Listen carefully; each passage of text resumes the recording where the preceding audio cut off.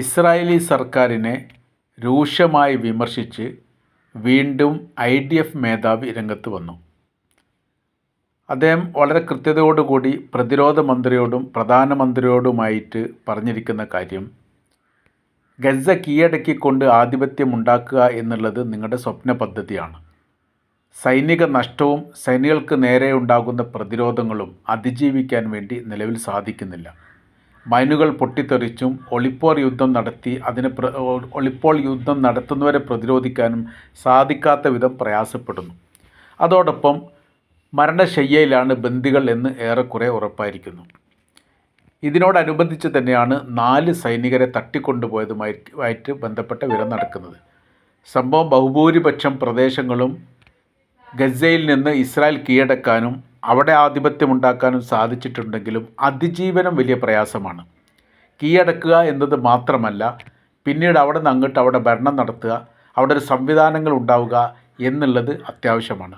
അതിനൊരിക്കലും സാധിക്കുകയില്ല. കാരണം സമാധാനമായിരിക്കുന്ന ഒരു അന്തരീക്ഷം അവിടെ ഉണ്ടാവുക എന്നുള്ളത് വലിയ പ്രയാസമാണ്. 23 ലക്ഷം ഫലസ്തീനികളിൽ 23 ലക്ഷം പേർക്കും ഈ യുദ്ധവുമായിട്ട് ബന്ധപ്പെട്ട് കെടുതിയും പ്രയാസവും ബുദ്ധിമുട്ടും അനുഭവിച്ചിട്ടുണ്ട്. അതുകൊണ്ട് തന്നെ അവരിൽ നിന്ന് പുനർജനിക്കുന്ന തലമുറ പോലും നമ്മൾക്കെതിരെ കൃത്യമായ രീതിയിൽ ശത്രുതാ മനോഭാവത്തോടു കൂടി പെരുമാറുന്ന സ്ഥിതി ഉണ്ടാകുമെന്ന കാര്യത്തിൽ സംശയമില്ല. അതുകൊണ്ട് സർക്കാർ അത് മാറി ചിന്തിക്കുകയും സമാധാനമായ ശ്രമത്തിലൂടെ നീങ്ങണം എന്നുമാണ് ഇയാൻ സമീർ എന്ന സൈനിക മേധാവി സർക്കാരിനോട് ആവശ്യപ്പെട്ടിരിക്കുന്നത്.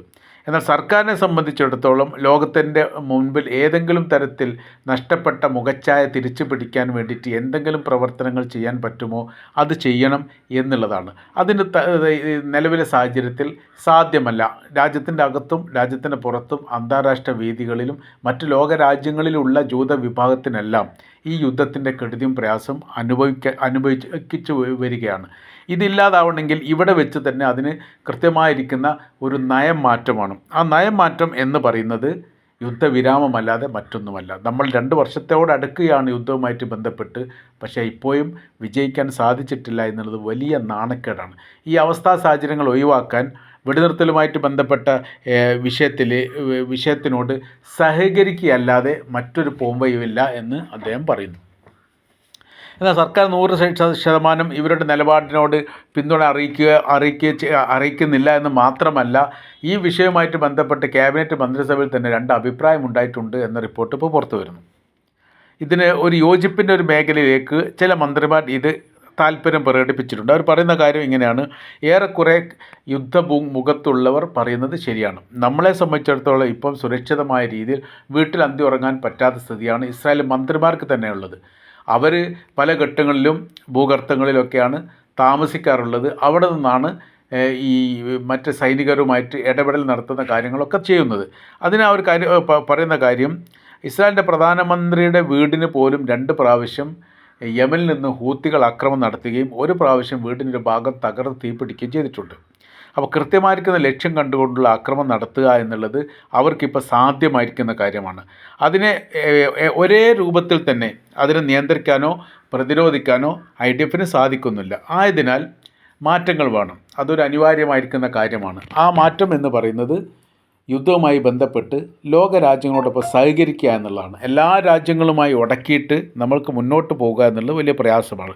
ഇപ്പോഴത്തെ നിലവിലെ സാഹചര്യം നോക്കുന്ന സമയത്ത് ലോകരാജ്യങ്ങൾ മാനസികമായ രീതിയിൽ ഇസ്രായേലിനോടൊപ്പം ചേർന്ന് നിൽക്കുന്നത് തീരെ കുറവാണ് എന്നുള്ള യാഥാർത്ഥ്യമാണ്. പോംവഴി ഇല്ലാത്തത് കൊണ്ടാണ് അമേരിക്ക അത് സമ്മതിക്കുന്നത്.